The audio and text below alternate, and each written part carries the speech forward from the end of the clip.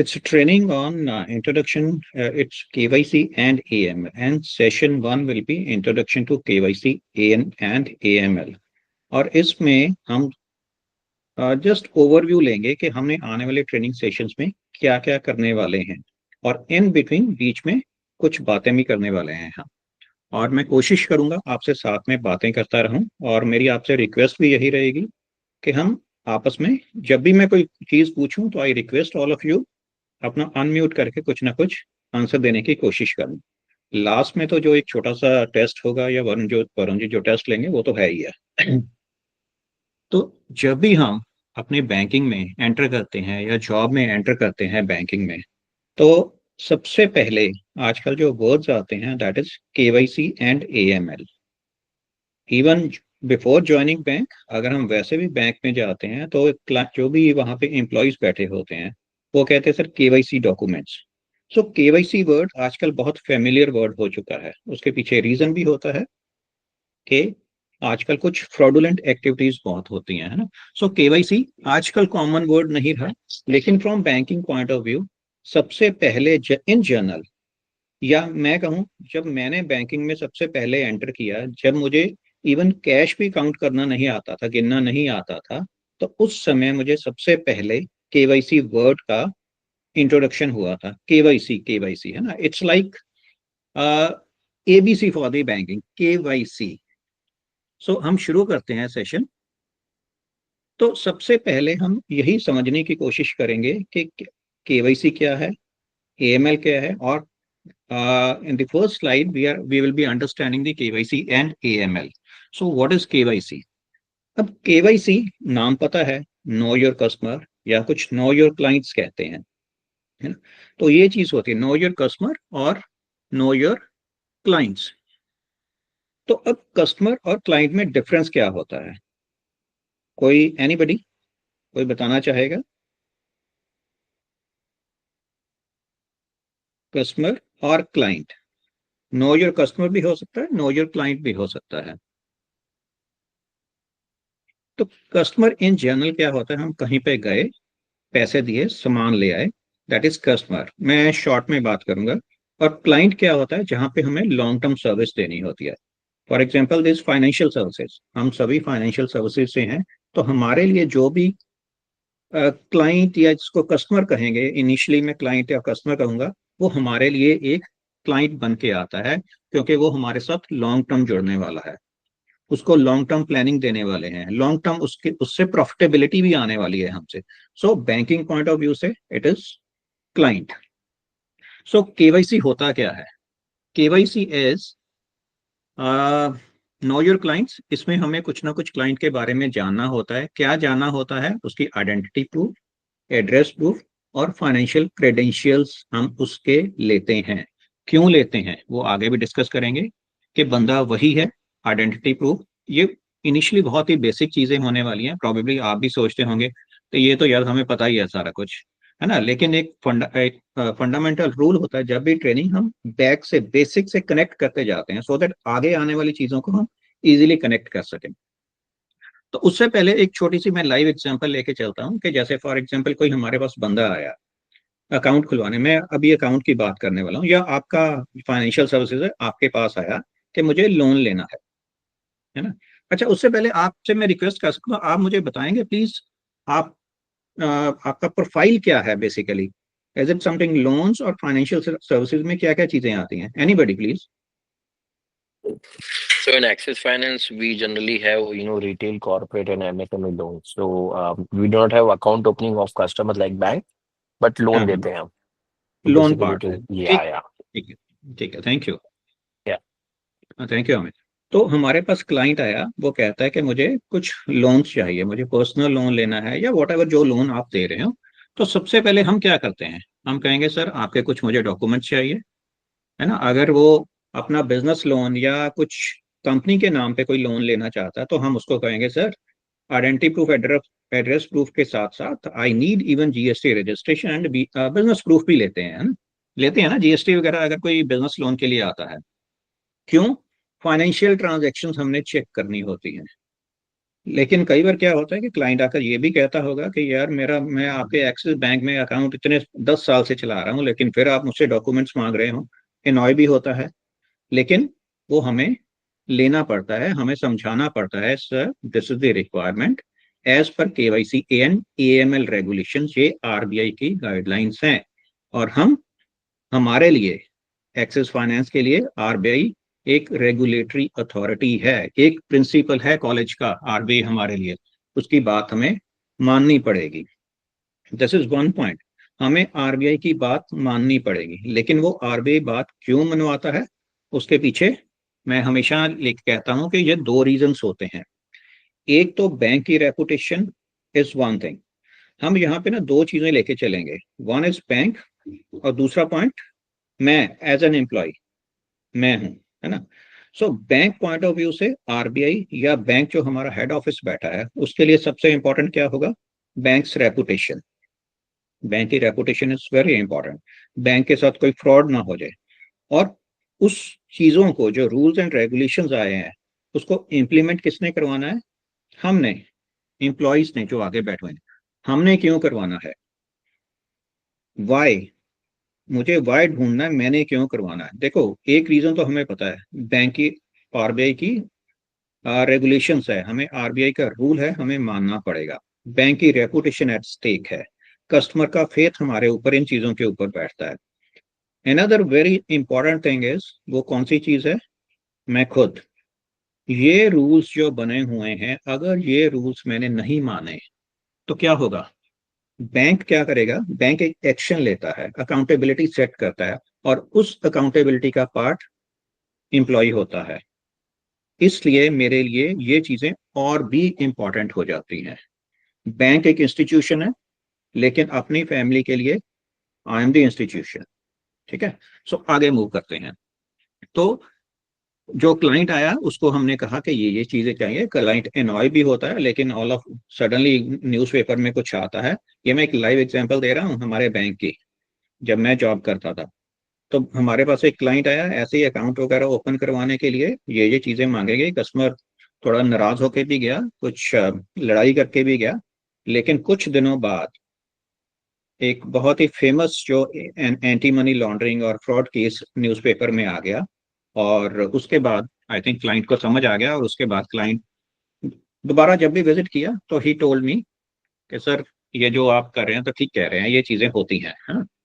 सो KYC की बात हमने कर ली। केवाईसी में क्या चाहिए होता है हमें, identity proof, address proof and financial credentials. Financial credentials में चाहे हम सैलरी स्लिप लें, इनकम टैक्स रिटर्न से, या बिजनेस रिलेटेड डॉक्यूमेंट्स जो भी होते हैं, आप लोन लेते हो तो आप probably profit and loss statement भी लेते होंगे, बैलेंस शीट्स भी लेते होंगे, एंड एक स्टेटमेंट और भी लेते हैं ना, profit loss statement, banking balance sheets वगैरह। तो नेक्स्ट चलते हैं, ये हो गया केवाईसी की बात। आगे मूव करेंगे कि एएमएल। एएमएल क्या है, एएमएल समझने से पहले, एंटी मनी लॉन्ड्रिंग समझने से पहले हम, मेरी आवाज क्लियर है ना, यस सर। ओके। हम मनी लॉन्ड्रिंग की बात करते हैं, है ना, मनी लॉन्ड्रिंग, और उसको भी, वर्ड को भी हम डिवाइड करते हैं लॉन्ड्रिंग। और जब भी लॉन्ड्री की बात आती है तो मुझे सफाई का याद आ जाता है ना, लॉन्ड्री, होटल में जाते हैं, लॉन्ड्री आवाज मारते हैं कि सफाई वाले काम चल रहा है ना। सो तो anti money laundering, money laundering क्या हुआ, पैसे की सफाई। पैसे की सफाई में मीन्स ब्लैक से व्हाइट करना, दैट इज मनी लॉन्ड्रिंग। और उसके आगे एंटी लगा दिया, समथिंग, कोई रूल बनाया गया, जैसे कॉलेजेस में रैगिंग होती है, उसके लिए एंटी रैगिंग लॉ बन गया, और यहाँ पे एंटी मनी लॉन्ड्रिंग लॉ। ये क्या होता है, ये भी एक लॉ है, कुछ रेगुलेशंस होते हैं, कुछ प्रोसीजर्स होते हैं, कुछ प्रोसेसेस होते हैं। क्यों बनाए जाते हैं, सो दैट जो हमारे क्रिमिनल्स हैं वो अपने पैसे को इलीगली ऑब्टेन ना कर सकें, मूव ना कर सकें, इलीगली कहीं घुमा फिरा कर बैंकिंग में ना डाल सकें, और उसको वाइट ना कर ले, उनको रोकने के लिए। तो उसके लिए क्या गया, prevention of money laundering act, India की बात करें पीएमएलए, है ना। तो वर्ड में ये बहुत ही पॉपुलर वर्ड बन चुका है, बहुत ही इसके ऊपर काम होता है। तो इंडिया भी पीछे नहीं रह सकता, India is A part of global global community. तो AML मेजर्स में क्या होता है, सबसे पहले हम क्या करते हैं, ये कुछ बैंकिंग का पार्ट आ गया, शायद आप नहीं करते होंगे, कि हम करते हैं सस्पिशियस ट्रांजैक्शन एक्टिविटी रिपोर्ट्स मांगी जाती है। तो बैंकिंग वालों को आती है। किसी ने बैंकिंग में काम किया है? क्योंकि थोड़ा बहुत उसमें भी टच आएगा जब हम बात करेंगे रिटेल बैंकिंग में। चलो, तो सस्पिशियस रिपोर्ट, जो सस्पिशियस ट्रांजैक्शन रिपोर्ट्स हमें रिपोर्टिंग करनी पड़ती है अपने हेड ऑफिस को। हेड ऑफिस फर्दर एक डिपार्टमेंट होता है उसको भेजता है, क्योंकि उस डिपार्टमेंट के पास पूरा डेटा होता है और वो डेटा एनालिटिक्स यूज करके पूरा एनालिसिस करता है कि ये ट्रांजैक्शन कहीं इलीगल तो नहीं हो रही। और क्या है, लार्ज कैश ट्रांजैक्शन की रिपोर्टिंग की जाती है, ये रेगुलेटरी रिक्वायरमेंट्स होती है। और क्या होता है, फाइनेंशियल सिस्टम्स को, ये जो हमारा बैंकिंग का सिस्टम है, इसको कोई मिसयूज तो नहीं कर रहा? लोग मिसयूज करते हैं। हमें एज ए बैंकर, हमारे लिए क्या है, आजकल जो फाइनेंशियल टेररिज्म है, उस फाइनेंशियल टेररिज्म, आगे तो जो लड़ाइयां होती है कंट्री में, फॉर एग्जांपल इंडिया पाकिस्तान में कुछ कॉन्फ्लिक्ट चला, तो बीच में एक बॉर्डर बॉर्डर है जो Jammu and Kashmir, Punjab, Haryana, sorry, Rajasthan and Gujarat तक जाता है। तो वो एक बॉर्डर है, उसको सील किया जाता है कि यहाँ से कोई इलीगल बंदा इधर ना आ जाए, है ना। तो फाइनेंशियल टेररिज्म में हम कैसे रोकेंगे? फाइनेंशियल टेररिज्म में बॉर्डर क्या हुआ, ये मेरा सिस्टम, ये मेरा सिस्टम एक बॉर्डर लाइन है। ये सिस्टम के ऊपर मैं बैठा हुआ हूं और उसके ऊपर कोई भी इलीगल ट्रांजैक्शन इधर से उधर नहीं होनी चाहिए। सो मेरा रोल बहुत ही इंपॉर्टेंट है as a financial employ. As an financial employ मेरा रोल और भी बहुत इंपॉर्टेंट हो जाता है। सबसे पहले मुझे प्राइड फील करना है अपने आप के, I am in the financial sector और ये सीट मेरी है। इस सीट से कोई भी इलीगल ट्रांजैक्शन मेरी सीट से नहीं होगी। सो नेक्स्ट मूव करते हैं हम। तो अब केवाईसी एएमएल की सिग्निफिकेंस क्या है, क्या मैटर, क्यों मैटर करता है ना, why this KYC AML essential क्यों होता है? सबसे पहले क्या होता है, फ्रॉड और आइडेंटिटी थेफ्ट, इसको रोकने के लिए। फ्रॉड तो समझ गए है ना, फ्रॉड बहुत हमारे न्यूज़पेपर में आते रहते हैं, इंडिया में भी हुए हैं काफी, जो कि गवर्नमेंट फॉलो अप भी कर रही है। और एक पार्ट होता है identity theft. Anybody, identity theft किसी को थोड़ा बहुत आइडिया हो? What is identity theft? I am sure सभी को होगा। Impersonating, or pretending to be someone else. ये And एब्सोल्युटली, yeah, उसके लिए कुछ ना कुछ फाइनेंशियल गेन्स लेने, है ना, रीजन correct. यही होता है। Thank you Amit, thank you, thanks a lot. तो फाइनेंशियल आइडेंटिटी थेफ्ट, ये आइडेंटिटी थेफ्ट भी ना अलग अलग तरह की होती है। ये जो हमने अभी बात की, that is financial identity theft. Legally देखा जाए हमारे लिए तो यही इंपॉर्टेंट है। उसके अलावा और कहाँ कहाँ पे आइडेंटिटी थेफ्ट होती है? मेडिकल आइडेंटिटी थेफ्ट भी होती है ना। मेडिकल आइडेंटिटी थेफ्ट में क्या होता है, किसी की आइडेंटिटी को चेंज करने के बाद कोई मेडिकल प्रेस्क्रिप्शन या मेडिकल केयर की हेल्प ले लेते हैं ना, ये छोटी सी चीजें होती है। देन क्रिमिनल आइडेंटिटी थेफ्ट भी होती है, सिंथेटिक आइडेंटिटी थेफ्ट भी होती है, जिसमें आर्टिफिशियल इंटेलिजेंस या फेक आइडेंटिटी वगैरह का यूज किया जा रहा है ना। सो ये सारी चीजें होती हैं। और देन आता है हमारे पास combating money laundering and terrorism financing, ये हमने पहले भी बात कर रही थी। एंटी मनी लॉन्ड्रिंग, ये जो एक तो मनी लॉन्ड्रिंग को रोकना है, और एक टेररिज्म फाइनेंसिंग। देखो, जो भी टेररिस्ट एक्टिविटी होती है अल्टीमेटली किसके लिए होती है? पैसे के लिए, पैसा ही यूज होता है।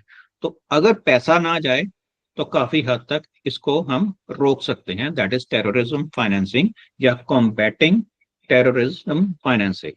Then maintaining trust in banking system, हमारा जो बैंकिंग सिस्टम है ट्रस्ट के ऊपर है। क्यों ट्रस्ट के ऊपर चल रहा है? बैंक का मीनिंग ही ट्रस्ट होता है ना। अगर हम लिटरल मीनिंग ले bank, what do you mean by bank? वो इंस्टीट्यूशन या वो बंदा जिसके ऊपर आई कैन बैंक अपॉन, जिसके ऊपर मैं ट्रस्ट कर सकता हूँ, है ना। सो बैंकिंग का नाम ही बैंक से बना हुआ है। तो maintaining trust in the banking system, अगर हमारे बैंक में कुछ ऐसी इंफॉर्मेशन लीक हो या ऐसी कोई न्यूज आ जाए, तो लोगों का ट्रस्ट हमारे ऊपर खत्म हो जाएगा, बैंकिंग के ऊपर खत्म हो सकता है। इन चीजों को मेंटेन करने के लिए AML is very very important. So next चलते हैं। अच्छा, एक, चलो, आपसे, चलो आपसे ही बात करते हैं अब, है ना। आप बताइए, आज बहुत ही एक फेमस केस हुआ है, आप सभी ने सुना होगा, अब तो हर एक को पता है। तो वो केस जिसमें आ, ये केस था नीरव मोदी एंड मेहुल चोकसी का, है ना, पीएनबी फ्रॉड केस, बड़ा फेमस केस हुआ है। जिसमें जो फ्रॉडुलेंट ट्रांजेक्शन हुई थी, अप्रोक्सीमेटली 12,000 करोड़ या 11,000 करोड़ की ये ट्रांजेक्शन हुई थी। तो इसमें जब इसकी पूरी स्क्रूटनी की गई, चेक किया गया, तो इसके रीजन पीछे निकला lack of proper KYC, AML. देखो, जब भी कोई स्क्रूटनी होती है उसमें एक रीजन नहीं मिलता, मल्टीपल रीजंस होते हैं, और all those reasons are interlinked होते हैं। Lack of proper KYC, AML, forged letters of undertaking, failure to report suspicious transactions in time। ये रिटेल बैंकिंग वाले रिपोर्ट करते होते हैं, वहां से आजकल डाटा एनालिटिक्स से यूज, एक ट्रांजैक्शन आ जाएगी, फॉर एग्जाम्पल मैं एग्जांपल ले रहा हूँ, जितनी भी ट्रांजैक्शन है उस ब्रांच को मार्क कर दी जाएंगी, इसके बारे में जल्दी रिपोर्ट भेजो। तो they have to talk to client, भाई ये आपकी ट्रांजैक्शन आई है, कहाँ से पैसा आया है, वो रिपोर्ट करनी पड़ती है ना। और अल्टीमेटली ये एक ऑर्गेनाइजेशन है जिसको financial intelligence unit, FIU, India, IND आगे इंडिया लगा होता है, उसके आगे क्यों इंडिया लगा होता है ये हम आगे भी डिस्कस करते हैं। लेकिन हर एक कंट्री का फाइनेंशियल इंटेलिजेंस यूनिट होता है। FIU India, FIU Australia, FIU Japan, FIU China, FIU US, ऐसे होता है।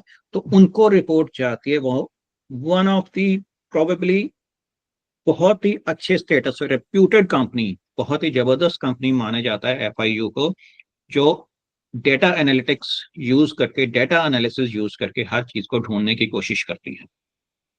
सो ये एक रियल, एक हमारे जो एग्जाम्पल हुई है। तो आगे चलते हैं हम। नेक्स्ट इज इंपॉर्टेंस क्या है KYC, AML। पहले हमने देखा कि उसकी क्यों जरूरत है ना, वाई KYC AML मैटर्स, ये सारी इंटरलिंक्ड आने वाली चीजें हैं। Importance of KYC and AML।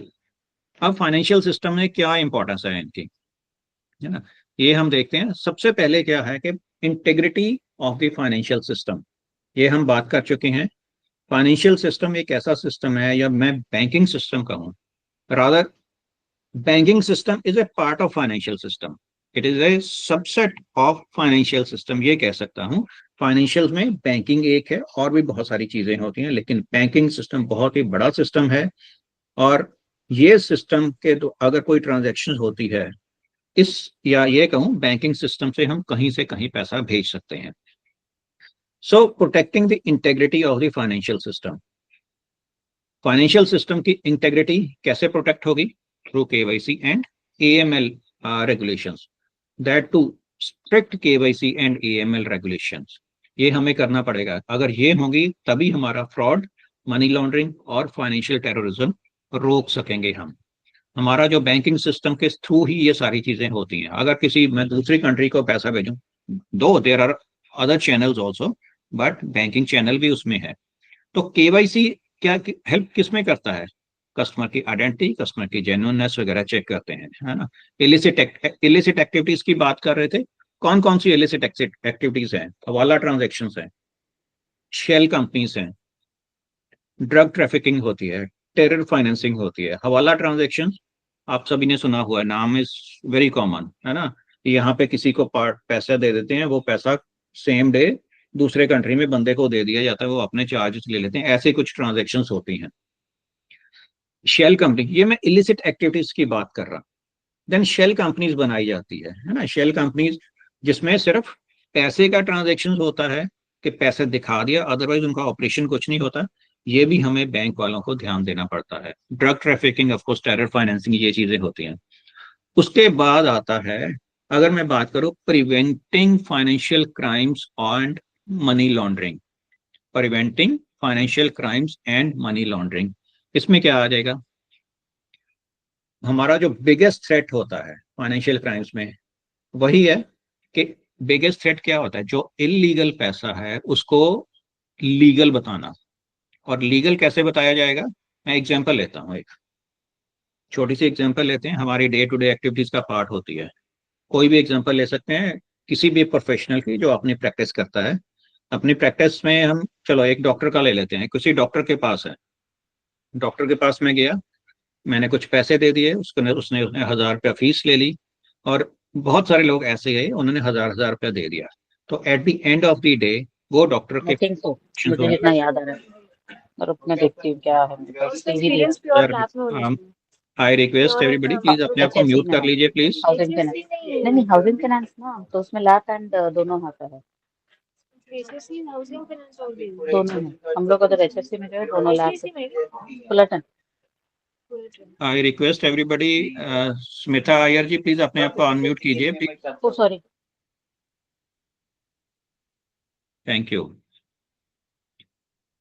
तो मैं बात कर रहा था, कोई प्रोफेशनल के पास गए, हम डॉक्टर की एग्जांपल ले रहे थे, at the end of the day for example उसके पास 100 पेशेंट्स आए, तो 100 पेशेंट से उसने कुछ पैसा लिया, तो फॉर एग्जांपल कैश में आ गया। तो अब डॉक्टर के पास दो ऑप्शंस होती हैं, एक तो ऑप्शन है, आई एम सॉरी मैं डॉक्टर का नाम ले रहा हूँ, इसको कुछ भी आप प्लेस कर सकते हो, वो या जाकर बैंक में जमा करा दे, या कुछ एक पैसा बैंक में जमा करा दे, है ना। तो डॉक्टर जनरली क्या होता है, अगर हम इस पैसे को इलीगल बनाना है, टैक्स बचाना है, तो क्या करेंगे, थोड़ा बहुत पैसा जो हमारी लिमिट में अपने बैंक में जमा करा देंगे, कुछ पैसा अपनी वाइफ के अकाउंट में जमा करा देंगे, कुछ अपने बेटे के अकाउंट में जमा करा देंगे। तो ऐसे चीजों को, इलीगल फंड्स को हम लीगल बनाते हैं, है ना। इन जनरल एक्टिविटी है, इट्स ए बहुत कॉमन होती है। तो इस चीज से एक क्वेश्चन आ जाता है, क्या हम मनी लॉन्ड्रिंग रोक सकते हैं? ये भी एक पार्ट है। मनी लॉन्ड्रिंग रोक पाएंगे? नहीं रोक पाएंगे, लेकिन हम इसको कम कर सकते हैं, है ना। अब डॉक्टर आया अपनी वाइफ के अकाउंट में जमा कराने पैसे, क्या हम रोक लेंगे? नहीं रोक सकते, है ना। सो ये चीज होती है। उसके बाद क्या आता है, strengthening national security, link between money laundering and terrorism, ये हम पहले बात कर चुके हैं, है ना। मनी लॉन्ड्रिंग में क्या होता है, टेररिज्म फाइनेंसिंग की जाती है, पैसा दिया जाता है for certain activities, for illegal activities, जिसमें इलीगल एक्टिविटीज प्लेस की जाती है, और अल्टीमेटली वो पैसे के लिए होती हैं। और ये सारी चीजें कैसे होती हैं, अगर हम यही AML मेजर्स लिए जाएं, KYC प्रॉपर की जाए, प्रॉपर इंक्वायरी अगर हो, बहुत बहुत बड़ा पैसा कहीं पे जा रहा है, तो हमारा ये नेशनल सिक्योरिटी में बहुत बड़ा रोल प्ले करता है। अपनी नेशनल सिक्योरिटी के लिए हमें इन चीजों के ऊपर ध्यान देना पड़ता है। National security is one thing, अपनी अपनी सिक्योरिटी के लिए या अपनी फैमिली की सिक्योरिटी के लिए, क्योंकि अल्टीमेटली जो भी ट्रांजैक्शन होने वाली है, ये किसी ना किसी एम्प्लॉय के टेबल से होगी। एम्प्लॉय के जब भी इंक्वायरी होगी, तो इंक्वायरी का जो पॉइंट आएगा, कहाँ पे आएगा, ये कहाँ से ट्रांजैक्शन हुई, है ना। सो उस चीज को हमें ध्यान रखना है। ये जो मैं चीज कह रहा हूँ, इससे मैं डरा नहीं रहा, ये मैं अवेयरनेस दे रहा हूँ। अवेयरनेस, हमने अवेयर होना है कि ये चीजें हो सकती हैं, इसको हमने बड़ी पोलाइटली नो भी करना है, नो करना भी सीखना है हमें। तो next is ensuring compliance with global standards. अब ग्लोबल स्टैंडर्ड्स, एक ना ऑर्गेनाइजेशन है FATF, financial action task force, ये इंटरनेशनल बॉडी है। AML पॉलिसीज जो वर्ल्ड वाइड देखती है, और इसने क्या किया है, कुछ कंट्रीज को हाई रिस्क कंट्री बनाया है, कुछ को लो रिस्क, ये डाल देती है green list, grey list and black list में डाल देती हैं। ये सारी FATF का काम होता है। ये क्या करती है, नए नए रूल्स बनाती है, और ग्लोबली उनको फॉलो करना पड़ता है। ये ऐसा नहीं है कि वो रूल बनाती है एज पर दी कंट्री, कंट्री के हिसाब से कौन कौन से, एक फ्रेमवर्क दे दिया जाता है। For example 49 set of rules दे दिए कि इसमें से आपके कंट्री में कौन से एप्लीकेबल होने हैं, है ना। ये चीज वो पूरा के पूरा FATF कंट्रोल करती है। इसमें क्या हुआ, अब कॉम्प्लायंस करने से क्या होता है, अगर मैं इंडिया की बात करूं, इंडिया अगर कॉम्प्लाई करता है, तो इंडिया की रेपुटेशन ग्लोबल फाइनेंस में अच्छी हो जाएगी। उसका फायदा है कि कल को अगर इंडिया को लोन की जरूरत पड़ी फ्रॉम इंटरनेशनल मॉनेटरी फंड और वर्ल्ड बैंक से लोन की जरूरत पड़ी, तो इंडिया को आराम से मिल जाएगा। दूसरा क्या होगा फायदा, foreign investment without any hitch, बगैर किसी डर से इन्वेस्टमेंट कर सकेंगे India. That is the reason so many bigger companies are coming to India. That means they feel कि India is a safe country, वहां पे मनी लॉन्ड्रिंग, AML या KYC के लॉस इंटैक्ट हैं। और इसी से अगर ये चीजें सही हैं, तो हमारी इंटरनेशनल लेवल पे पार्टनरशिप्स भी अच्छी होती हैं, है ना। तो ये चीज होती है। और then is Another point is, importance क्या होती है, कंज्यूमर या कस्टमर्स या क्लाइंट्स का जो प्रोटेक्ट करना हमने उनको कहाँ से, फाइनेंशियल फ्रॉड से। ये सारी चीजें हम इसकी इंपॉर्टेंस में आ जाती हैं। तो नेक्स्ट मूव करते हैं, economic impact of weak KYC and AML systems. अगर वीक हो तो इकोनॉमिक इंपैक्ट क्या आने वाला है? तो सिंपल, अगर मैं बात करूं कि हमारे केवाईसी एएमएल नहीं है तो मनी जो सर्कुलेशन है मार्केट में, ब्लैक मनी बढ़ जाएगी। अब ब्लैक मनी जब बढ़ेगी, जिसको काला धन कहते हैं, काला धन की सर्कुलेशन अगर पूरी हो जाएगी तो क्या होगा? मैं एज एन इंडिविजुअल मैं क्या कहूंगा, ठीक है यार बढ़ रही है तो मैं क्या करूं, इम्पैक्ट उसका हमारे ऊपर आने वाला है। इन्फ्लेशन बढ़ जाएगी, मनी सप्लाई बहुत बढ़ गई है, लोगों की परचेजिंग पावर बढ़ चुकी है, तो इन्फ्लेशन बढ़ेगा ना। गवर्नमेंट का रेवेन्यू लॉस होगा, जो लोग टैक्स बचाएंगे गवर्नमेंट का लॉस होगा, रेवेन्यू लॉस होगा, जिससे हमारी ओवरऑल देश की इंप्रूवमेंट, देश की जो ग्रोथ होनी थी उसके ऊपर इम्पैक्ट आएगा। अगर देश की फाइनेंशियल स्टेबिलिटी या फाइनेंशियल कंडीशन अच्छी नहीं होगी तो उसका इम्पैक्ट कहीं ना कहीं हमारी ऑर्गेनाइजेशन के ऊपर भी आएगा। और अगर ऑर्गेनाइजेशन के ऊपर आएगा, इट मीन्स उसका इम्पैक्ट हमारी जो बोनस के ऊपर भी आएगा और हमारी जो सैलरीज की इंक्रीमेंट्स लगती हैं उसके ऊपर भी आएगा। कभी 7-7% बढ़ेगी तो कम धीरे से, कभी ये ना हो कि 5% भी हो जाती। इसलिए मैं कहता हूं इनडायरेक्टली या डायरेक्टली इन सारी चीजों का जो इम्पैक्ट होता है हमारे एम्प्लॉयज के ऊपर भी होता है, एज एन इंडिविजुअल हमारे ऊपर भी है। देन फाइनेंशियल इंस्टेबिलिटी भी आती है ना। फ्रॉडुलेंट एक्टिविटीज होगी तो फाइनेंशियल इंस्टेबिलिटी आएगी। क्यों? रेपुटेशन बहुत खराब होगी। अगर इंडिया में फॉर एग्जांपल बहुत सारे फ्रॉड्स होने शुरू हो जाए बैंकिंग सिस्टम में, तो अल्टीमेटली जो इंटरनेशनल ऑर्गेनाइजेशंस है, इंटरनेशनल स्टैंडर्ड पे जो कम्युनिटी है, वो भी देखेंगे कि इंडिया में तो इट्स एवरीथिंग इज पॉसिबल, कुछ भी हो सकता है, तो हम वहां पे नहीं बिजनेस करेंगे। सो अल्टीमेटली ये इम्पैक्ट करेगा कंट्री की ग्रोथ को। ये बात तो होगी, हमने कर ली बात। अब आगे देखते हैं कि केवाईसी एएमएल करते तो जा रहे हैं, केवाईसी एएमएल ये शुरू कब से हुई, ये इसका कैसे फ्लो हुआ? तो सबसे पहले ये जो शुरू हुआ, जो एवोल्यूशन कह सकते हैं, हिस्ट्री कह सकते हैं, है ना, इसका ओरिजिन क्या हुआ कि बैंक ऑफ सीक्रेसी एक्ट 1970 में बना, है ना। ये आप बेशक इसका स्क्रीन शॉट लेना चाहो तो ले सकते हो, कि एंटी मनी लॉन्ड्रिंग, दो आपके ऑफिस में या आपके फंक्शनल एरिया में ये काम आने वाला नहीं है, लेकिन जस्ट फॉर ए नॉलेज, क्योंकि we are in the banking sector, we are in the financial sectors, तो हमें ये चीज अगर पता हो तो अच्छा हो सकता है। तो बैंक सीक्रेसी एक्ट 1989 में एफएटीएफ की फॉर्मेशन हुई थी, फाइनेंशियल एक्शन टास्क फोर्स की, जो G7 कंट्री, जो वर्ल्ड के टॉप डेवलप्ड कंट्रीज हैं, उन्होंने बनाया था। किसके लिए बनाया? सो दैट मनी लॉन्ड्रिंग को ग्लोबली रोका जा सके। 1991 में एफएटीएफ ने 40 रिकमेंडेशंस दी थी एएमएल के कॉम्प्लायंस के लिए।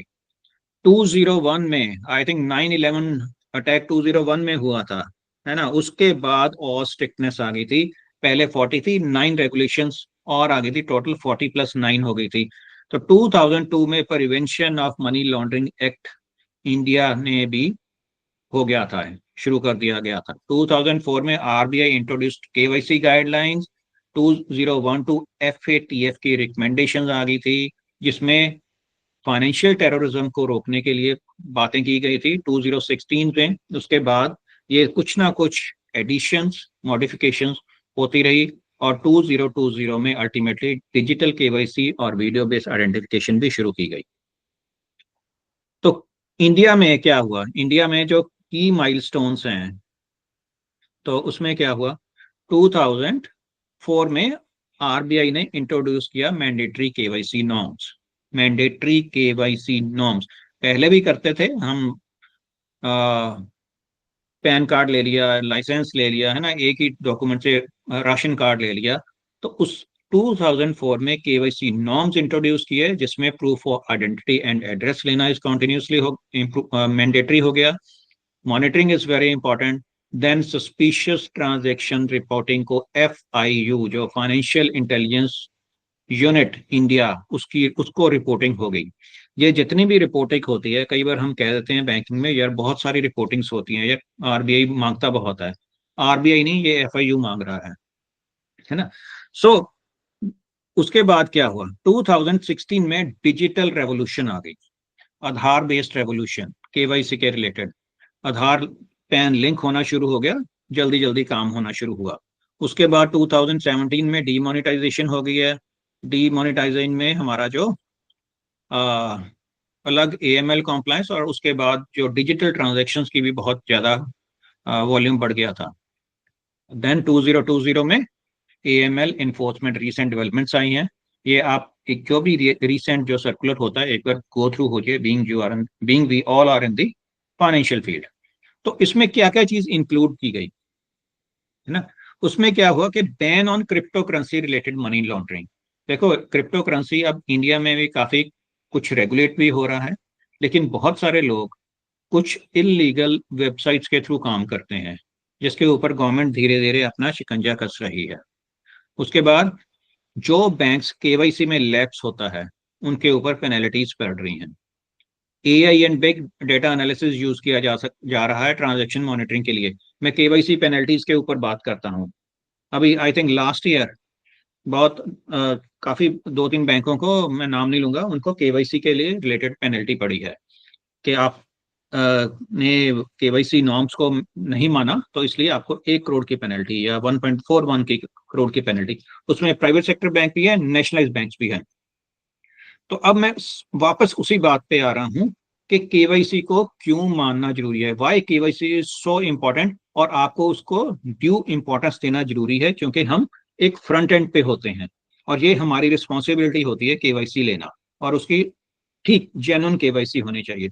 क्यों, अब जब बैंक को पेनल्टी पड़ी है, अब जब बैंक को पेनल्टी पड़ी है केवाईसी, क्या बैंक या क्या आरबीआई वहां पर रुक गया होगा? जब एक हमारा ऑडिट होता है, हमारे ऑडिट में क्या होता है, अगर कुछ डिस्क्रिपेंसी होती है, कुछ हमने फॉलो नहीं किया, तो ऑडिट वाले क्या लिखते हैं कि ये प्रॉब्लम है, इसकी अकाउंटेबिलिटी बताओ किसकी है। तो अकाउंटेबिलिटी किसी ना किसी एम्प्लॉय की आती है, और उसके बाद पूछा जाता है आपने इसके ऊपर एक्शन क्या लिया, अकाउंटेबिलिटी सेट की कि नहीं। तो उसमें क्या होता है, एक ऑडिट होने से किसी की ट्रांसफर होती है, किसी की बोनस रुकता है, किसी की इंक्रीमेंट रुकती है, किसी की प्रमोशन भी रुक सकती है। ये मैं हार्डर एक्शन की बात कर रहा हूँ, अदरवाइज रोल चेंज कर सकते हैं, है ना। तो जब ये एक बैंक ऑडिट के ऊपर ये होता है, तो जस्ट सोच के देखो, अगर आरबीआई ने ये चीज पकड़ी है, आरबीआई ने उस बैंक को लोन फाइन किया है, तो वो भी अकाउंटेबिलिटी पूछेगा।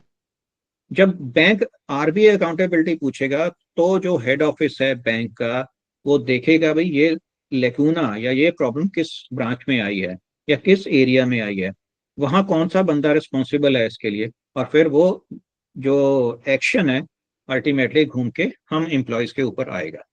सो दैट इज द रीजन मैं बार बार कहता हूँ, केवाईसी या बैंक कोई भी अगर प्रोसेस देता है, कोई भी सर्कुलर देता है, वो अल्टीमेटली किसके लिए है? हमारी सेफ्टी के लिए है। हमने अपनी सेफ्टी के लिए बात करनी है। Safety, one is financial safety, दूसरा इज हमारी मेंटल सेफ्टी भी है यार।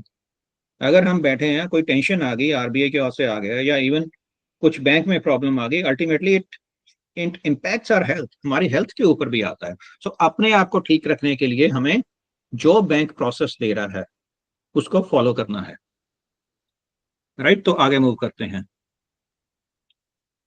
अब ये एग्जांपल है माल्या केस की, विजय माल्या का, आपने सभी ने सुना ही होगा। उसमें भी क्या हुआ था कि ड्यू डिलिजेंस प्रॉपर नहीं था, ट्रांजैक्शन मॉनिटरिंग नहीं थी, या केवाईसी इन्फोर्समेंट प्रॉपर नहीं थी। इससे लेसन क्या हुआ? लेसन तो यही है भाई, केवाईसी एएमएल, हमने इसके बारे में काफी सारी बात कर ली है। और जब ये विजय माल्या का केस हुआ, तो बैंक को तो जो फाइन, बैंक को नुकसान हुआ ही हुआ, लेकिन उसकी भरपाई का इम्पैक्ट किसी ना किसी एम्प्लॉय के ऊपर भी आ गया होगा, है ना। सो आगे चलते हैं हम। तो केवाईसी के ऊपर थोड़ा सा लाइटर माहौल करने के लिए एक थोड़ा सा जोक भी लिख दिया गया है इसमें। भाई एक बंदा आता है, कहता है यार मैंने पेन दिया था, आप बार बार क्यों केवाईसी में से बार बार क्यों मांग रहे हैं? तो बैंक मैनेजर भी थोड़ा जॉली पर्सन था, उसने जवाब दे दिया कि आपकी वाइफ भी तो पूछती है कल रात कहाँ थे आप। तो हम इस चीज के बारे में तो हम भी पूछ सकते हैं, है ना। सो ऐसी कुछ चीजें थोड़ा बहुत अगर लाइटर वे में करेंगे तो थोड़ा हम माहौल अच्छा बना सकेंगे, स्ट्रेस थोड़ा कम कर सकते हैं। स्ट्रेस कम करने के लिए अगेन मैं कहूँगा जो प्रोसेस है, जो गाइडलाइंस बनी हुई हैं, वो फॉलो करना इज वेरी इंपॉर्टेंट, है ना। आजकल हर एक की इशू रहता है कि यार स्ट्रेस बहुत है, काम में स्ट्रेस बहुत है, काम में स्ट्रेस बहुत है, टाइम नहीं मिलता, फैमिली के साथ टाइम नहीं बिता सकते। तो स्ट्रेस को कम करने के लिए सबसे बड़ी जो गुरु मंत्र है वो यही है, जो प्रोसेस है उसको फॉलो कीजिए, स्ट्रेस कम हो जाएगी, है ना। क्यों हो जाएगी? क्योंकि उस मैंने वाई देख लिया, मैंने ये प्रोसेस क्यों फॉलो करना है। क्यों फॉलो करना है? बहुत से रीजन हो सकते हैं, लेकिन मेरे लिए एक रीजन ही काफी है, मैंने अपने लिए फॉलो करना है। For my safety, for my family safety, financial safety के लिए मुझे फॉलो करना है, दैट्स इट, है ना। ये रीजन हो सकते हैं। नेक्स्ट मूव करते हैं। तो अब ग्लोबल रेगुलेशन एंड कॉम्प्लायंस में क्या होता है? Global regulation and compliance standards, तो ये again why do global KYC and AML regulation matters?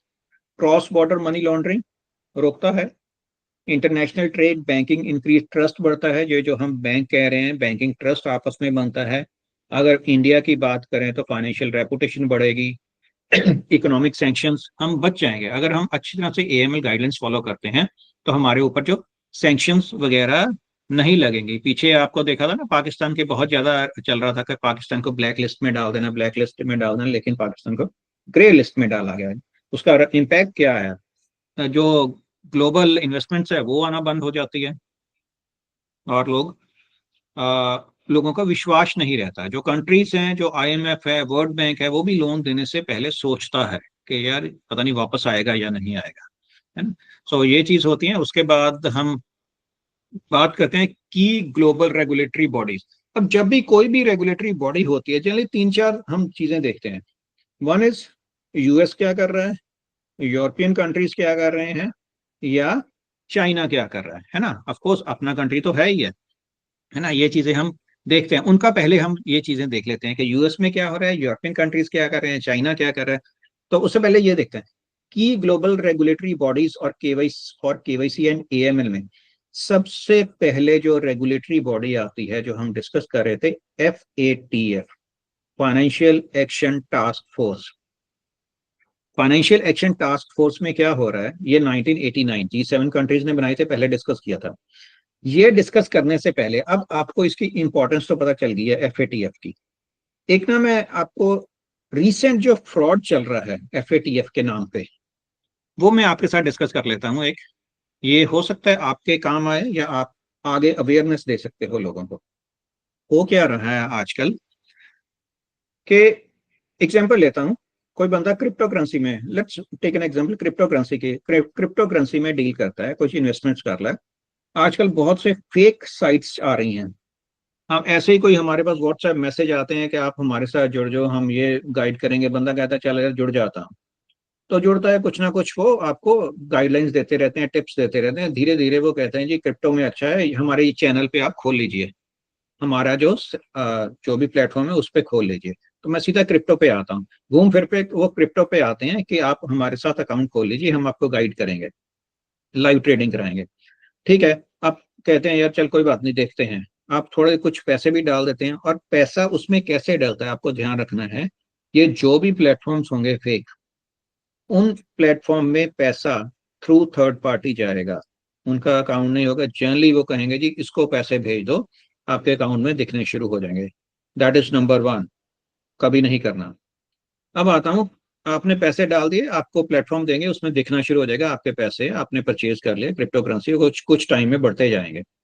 For example बढ़ गए, कुछ पैसे बढ़ गए, और बढ़ते बढ़ते अच्छा अमाउंट हो गया, तो ऑल ऑफ ए सडन क्या करेंगे वो साइट वाले, क्या कहेंगे कि आपको कुछ दिन के लिए हम पैसा रोक रहे हैं, आप इन्वेस्ट नहीं कर सकते, या निकाल नहीं सकते, रादर आपकी ट्रेडिंग चलती रहेगी, क्योंकि लोगों ने कुछ मिसयूज करना शुरू कर दिया। हमने कोई 1+1 की स्कीम चलाई, उसमें बहुत लोगों ने मिसयूज किया। आप कहते हैं चलो ठीक है, और जब वो टाइम पीरियड खत्म होता है तो वो क्या करते हैं कि कई बार आपको जो दिया हुआ है प्लेटफॉर्म, उस पे FATF की एक लेटर दिखती है, FATF की एक लेटर दिखेगी जिसमें लिखा होगा कि आपके जो फंड्स है उनका सोर्स हमने आइडेंटिफाई करना है, उनका सोर्स आइडेंटिफाई करना है। उसके लिए आपके अकाउंट में जितने पैसे हैं उसका 30% आप ट्रांसफर कीजिए और उसके बाद सोर्स वेरीफाई होने के बाद आप पैसे निकाल सकते हो। तो ये आजकल ये चल रहा है FATF के नाम पे। और FATF की जब लेटर आती है तो बंदा हिल जाता है और काफी लोग हो सकता है पैसे भी करा देते हैं। तो इस चीज से बचना है। आपको कैसे पता चलेगा?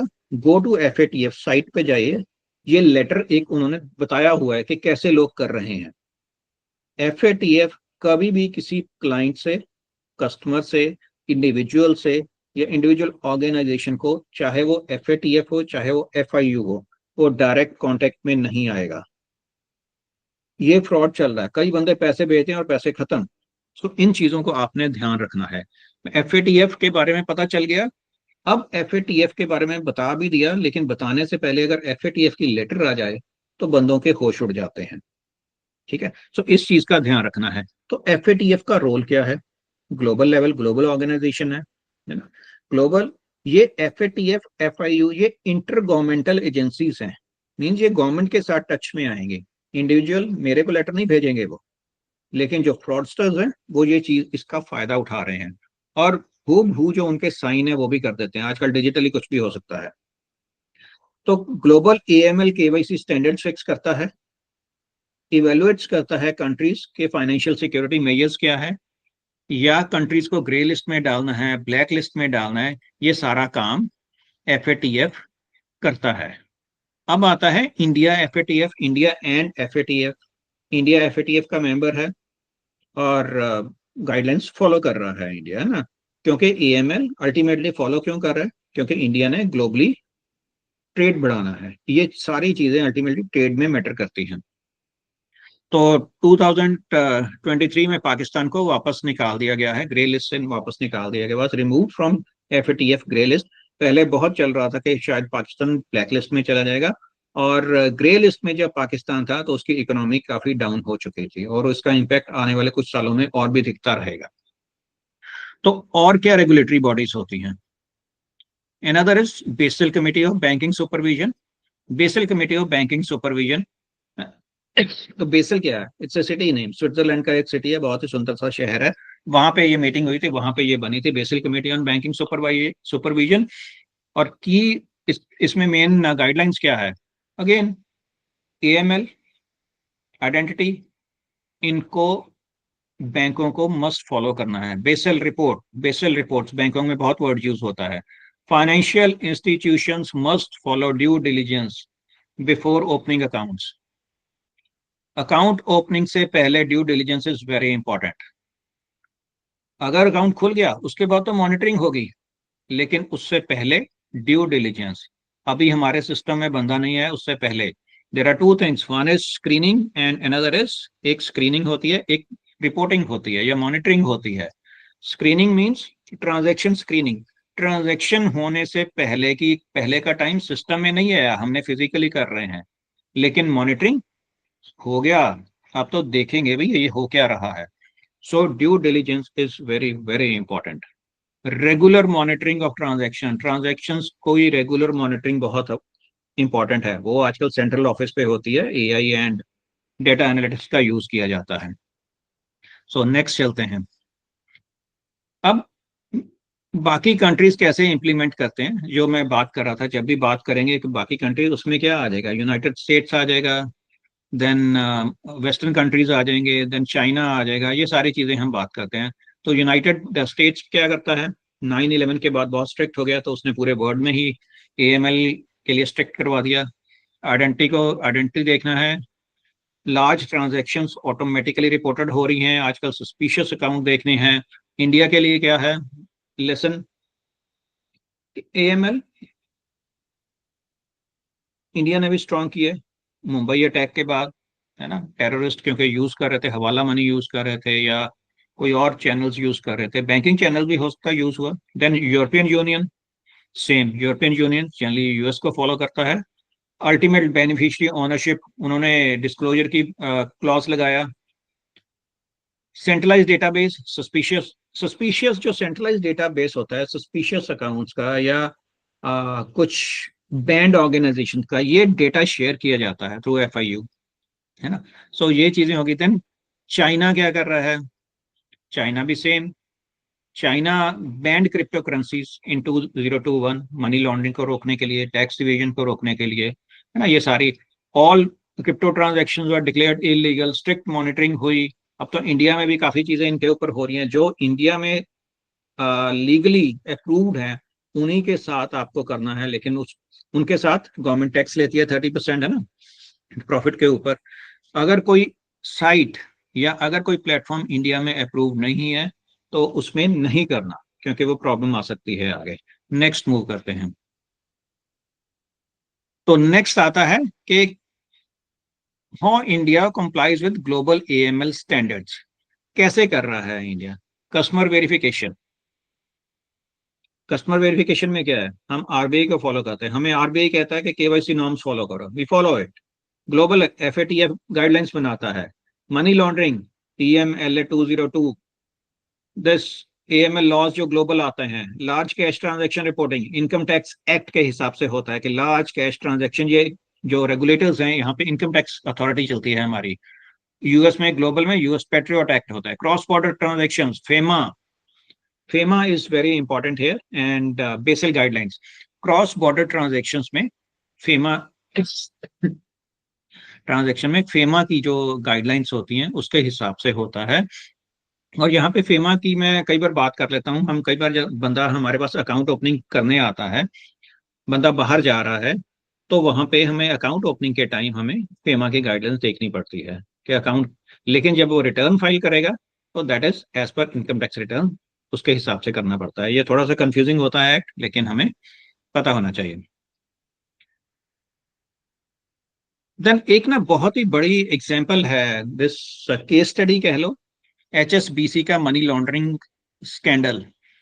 ये बैंकिंग बीइंग ए बैंकर, आपने किसी ना किसी ने शायद सुना होगा। आप किसी ने सुना है HSBC का स्कैंडल, ये जो मनी लॉन्ड्रिंग का स्कैम हुआ था? ये 2011 में हुआ था। 11 में मतलब चल तो काफी देर से रहा था, लेकिन 2012 में ये हुआ था, जहां पे HSBC को फाइन लगा था $1.9 बिलियन। $1.9 बिलियन। इंडिया की पॉपुलेशन इज 1.4 बिलियन। फाइन लगा था $1.9 बिलियन। अगर मल्टीप्लाई करेंगे तो बहुत बड़ी अमाउंट बन जाती है। तो इसमें हुआ क्या था? अगर मैं KYC के हिसाब से बात करूं, पहले इससे मैं बात करते हैं इसमें हुआ क्या था। तो इसमें क्या था कि मनी लॉन्ड्रिंग हो रही थी यहाँ पे। कैसे हो रहा था? कुछ ना कुछ जो ड्रग कार्टेल्स थे, वो यहाँ का HSBC का प्लेटफॉर्म यूज कर रहे थे पैसे को अलग अलग जगहों पे भेजने के लिए। कोई मैक्सिको में यूज हो रहा है, कोई अफ्रीकन कंट्री सूडान में यूज हो रहा है, या कहीं नॉर्थ कोरिया में हो रहा है। तो वहां पे ये चीजें थ्रू HSBC प्लेटफॉर्म पे यूज हो रहा था। और जब ये पकड़े गए तो $1.9 बिलियन का फाइन लगा और HSBC को देना पड़ा था वो फाइन। $1.9 बिलियन, अगर उस समय की बात करूं, आई थिंक 12-13 हजार करोड़ का होगा। बहुत बड़ा अमाउंट होता है। तो उसमें हुआ क्या था? वीक KYC चेक्स, कोई मॉनिटरिंग नहीं थी सस्पिशियस ट्रांजेक्शन्स की, और लार्ज कैश कहां से कहां मूव कर रहा था उसकी कोई रिपोर्टिंग नहीं थी। तो ये सारा HSBC के केस में हुआ था। तो HSBC जैसे बैंक को, अगर कोई छोटा बैंक होता इस समय तो वो बंद हो चुका होता। HSBC जैसे बैंक को नहीं छोड़ा गया था, जिसको $1.9 बिलियन का फाइन हुआ था। ठीक है, सो नेक्स्ट चलते हैं। तो स्टेक होल्डर्स कौन कौन से होते हैं KYC AML में? कौन कौन से स्टेक होल्डर्स हैं?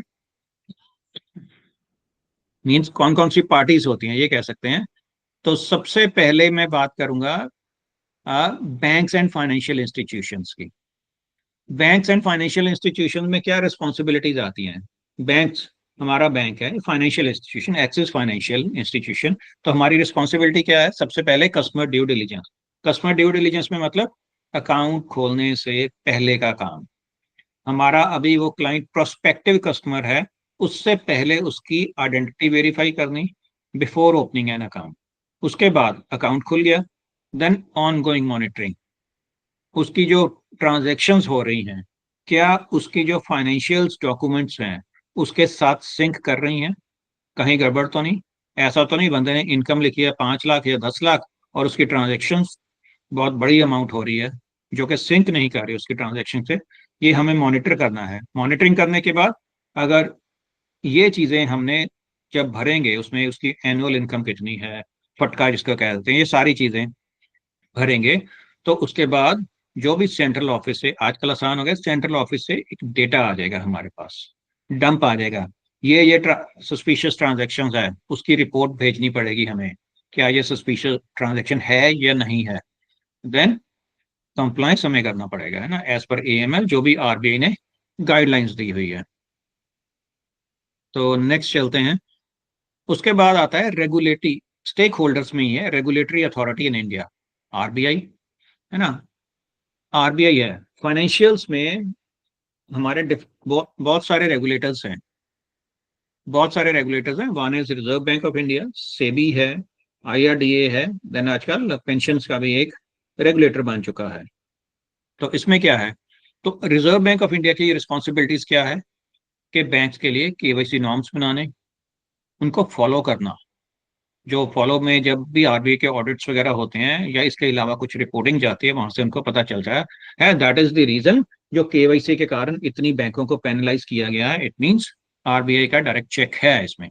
उसके बाद conducting audits to ensure AML compliance, penalizing financial institutions that violates KYC guidelines, ICICI, HDFC, PNB, SBI, may be Axis, सभी को केवाईसी के कारण बहुत बड़ा बड़ा अमाउंट की पेनलाइज किया जा चुका है। उसके बाद आता है नेक्स्ट रेगुलेटर आता है SEBI, security exchange board of India. तो इसका क्या काम है, वो क्या चेक करेगा, stock broking firms, mutual fund houses या इन्वेस्टमेंट प्लेटफॉर्म्स, इन सारे चीजें ये सेबी के परव्यू में आ जाएंगे। वो चेक करेगा कहीं यहाँ पे तो नहीं गलत चीजें यूज हो रही। देन आईआरडीए, जब नया नया इंश्योरेंस शुरू हुआ तो इंश्योरेंस में वो कैश वगैरह ले रहे थे, लेकिन वहां पे भी अब बंद कर दिया गया है। वहां पे भी अब वेरिफिकेशन हो रही है प्रॉपर पॉलिसी होल्डर्स की। इंश्योरेंस फ्रॉड्स, ये सारी आईआरडीए के अंडर आ जाता है। नेक्स्ट चलते हैं। ये आ गया अब फाइनेंशियल इंटेलिजेंस यूनिट, ये भी की स्टेक होल्डर है। एफआईयू इंडिया, जैसे मैं बता रहा था, एफआईयू हर एक कंट्री का अलग अलग होता है। FIU, FIU India, FIU Australia, FIU China, FIU UAE, FIU Korea, FIU UK. तो इनका काम क्या होता है, एक तो काम है सस्पिशियस ट्रांजैक्शन रिपोर्ट्स इनको जाती हैं, इनको जाती नहीं है, हम जिसको भेजते हैं वो आगे इनके पास जाती हैं। Next is sharing intelligence with law enforcement agencies, then investigating cases of money laundering and terrorist financing.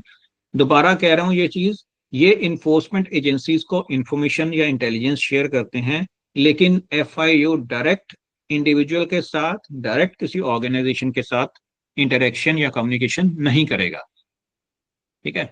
और इंटेलिजेंस शेयरिंग में क्या होगा, एफआईयू कोरिया से कुछ लिस्ट आ गई, एफआईयू साउथ कोरिया से, एफआईयू जर्मनी से कोई लिस्ट, आपस में बैंड ऑर्गेनाइजेशन या बैंड इंडिविजुअल्स की लिस्टिंग की शेयरिंग होती है, जो बैंकिंग में जब हम अकाउंट खोलने जाते हैं, और इवन आपके भी जब आपके ऑफिस में अकाउंट जाता है, ये यहाँ पे बैंड बंदों की लिस्ट चेक की जाती है।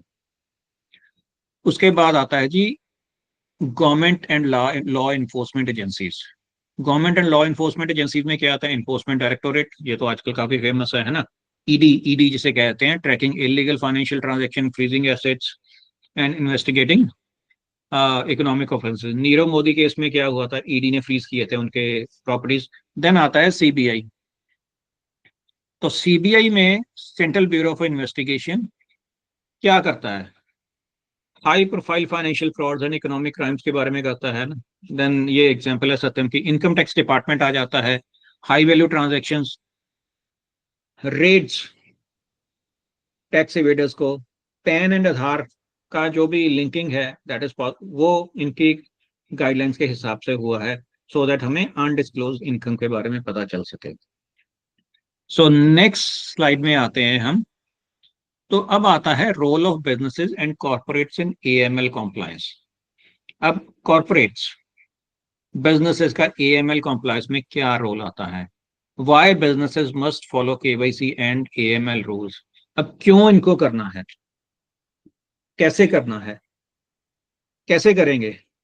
जो भी क्लाइंट्स आते हैं, ये जो केवाईसी है खाली हमारे बैंकों के या बैंकिंग इंस्टीट्यूशंस के ऊपर ही नहीं है। केवाईसी आप देखोगे टेलीकम्युनिकेशंस भी कर रही हैं, कंपनीज भी करती है। जब भी हमें इवन सिम भी चाहिए उसके लिए भी प्रॉपर केवाईसी की जाती है, आधार लिंक बायोमेट्रिक के साथ।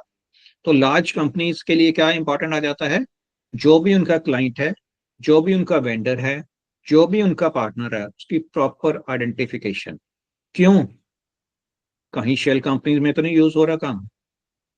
कोई भी सस्पिशियस ट्रांजैक्शन रिपोर्ट है, FIU India, ensure that their financial dealings are legitimate. उनकी जो फाइनेंशियल डीलिंग्स है आपस में लेजिटिमेट होने चाहिए। यह नहीं हो, ऐसा ना हो कि कागजों में ही है सब कुछ, कोई भी बिल काट के दे रहा है। बहुत सारे बंदे हैं जो खाली बिलों का काम करते रहते हैं। डिजिटल पेमेंट प्लेटफॉर्म्स में जैसे पेटीएम है, फोन पे है, गूगल पे है, इनके लिए भी आजकल मैंडेटरी है केवाईसी। केवाईसी मैंडेटरी हो चुका है हर जगह के लिए। इवन हाई वैल्यू ट्रांजैक्शन भी की जाती है तो भी कहा जाता है बताइए भाई, अगर मैंने किसी दूसरे के अकाउंट में पैसे जमा कराने हैं तो भी आप उसके क्या लगते हो, अपने बार अपना फोन नंबर दीजिए, है ना। ये चीजें की जाती है क्यों? टू चेक दी थिंग्स, कहीं गलत पैसा तो नहीं मूव हो रहा। ऐसा तो नहीं मैं 50,000 से कम कम जमा करा के पैसा मूव कर रहा हूँ, है ना।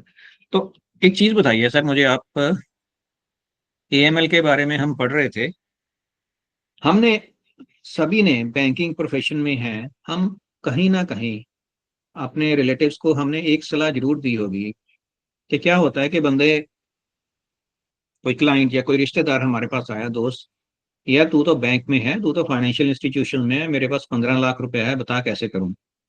तो उस समय क्या होता है, हमारा बैंकर बाहर आता है और हम कहते हैं कि सर थोड़ा थोड़ा पैसा करके जमा करा दीजिए अपनी वाइफ के अकाउंट में, बच्चे में, अपने मदर के, फादर में, मदर इन लॉ के, ऐसे करके जमा करा दीजिए, अब ठीक हो जाएगा। ऐसा किया कि नहीं? सबने किया होगा, आई एम 100% श्योर। बता दो यार। Sir, the session is being recorded. So lighter note. Okay, Yeah. Right, that's very right. हाँ, ऐसा हमने किया है, लेकिन आज के बाद आप एक प्लेज कीजिए कि मैं ये जो गाइडेंस है, ये सलाह है, वो नहीं दूंगा। क्यों? कल को वो कोई, ये छोटी सी, हम कई बार क्या लगता है ये छोटी सी चीज है, लेकिन जब कल को कोई प्रॉब्लम आ गई ना, वो बंदे ने सीधा कह देना यार मुझे तो वो बैंक का बंदा बैठा था या बैंक की मैडम बैठी थी, उसने कहा था ऐसे ऐसे जमा करा दो, मैंने करा दिए। तो ऐसे समय में मैं वही कह रहा हूँ ना, हमने स्टार्टिंग में बात की थी, क्या हम मनी लॉन्ड्रिंग को रोक सकते हैं? नहीं रोक सकते, लेकिन कम कर सकते हैं। तो हमें क्या करना है, अपनी रिस्पॉन्सिबिलिटी समझने हुए ऐसी कोई भी चीज नहीं कहनी जो हमारे रूल्स, जो हमारे बैंकिंग के रूल्स के, हमारे एथिक्स के अगेंस्ट जा रही है, उसको नहीं करना हमें। ठीक है, I hope I am clear in this. आगे नहीं बात करेंगे क्योंकि सही कहा, सेशन रिकॉर्ड हो रहा है। सही है सर, सही है, यस। तो आगे आता है role of technology in KYC and AML compliance. अब टेक्नोलॉजी का रोल है, टेक्नोलॉजी में क्या रोल होता है मेनली? आजकल जो टेक्नोलॉजी बहुत चेंज हो रही है, बहुत तेजी से चेंज हो रही है। एआई आ रहा है, डेटा एनालिटिक्स आ रहा है, आजकल आर्टिफिशियल इंटेलिजेंस ने तो हद ही कर दी है। अच्छा मुझे आप बताइए, आप में से किसी ने अभी तक, आई होप सभी ने यूज किया होगा, कौन कौन से एआई टूल्स यूज किए हैं?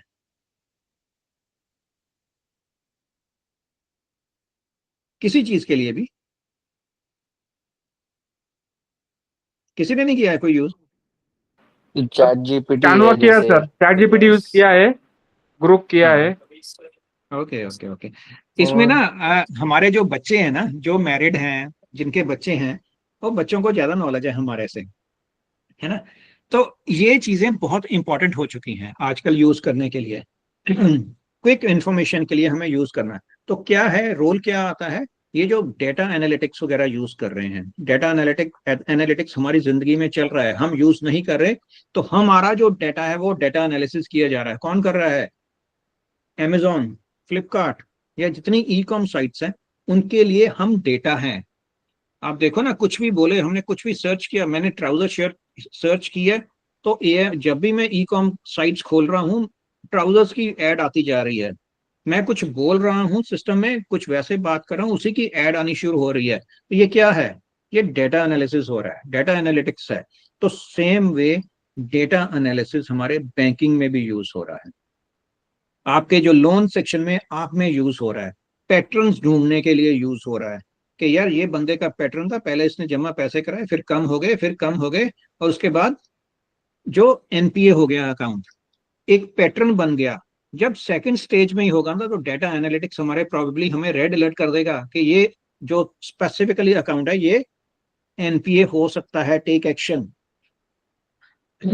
सो banks use AI based transaction monitoring systems suspicious activities check करने के लिए। मैंने एक एग्जांपल दी थी लोन की एनपीए के लिए, लेकिन डिफरेंट फील्ड्स में यूज हो रहा है ना।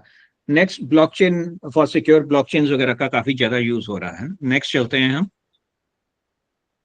तो international organisation and their influence in India.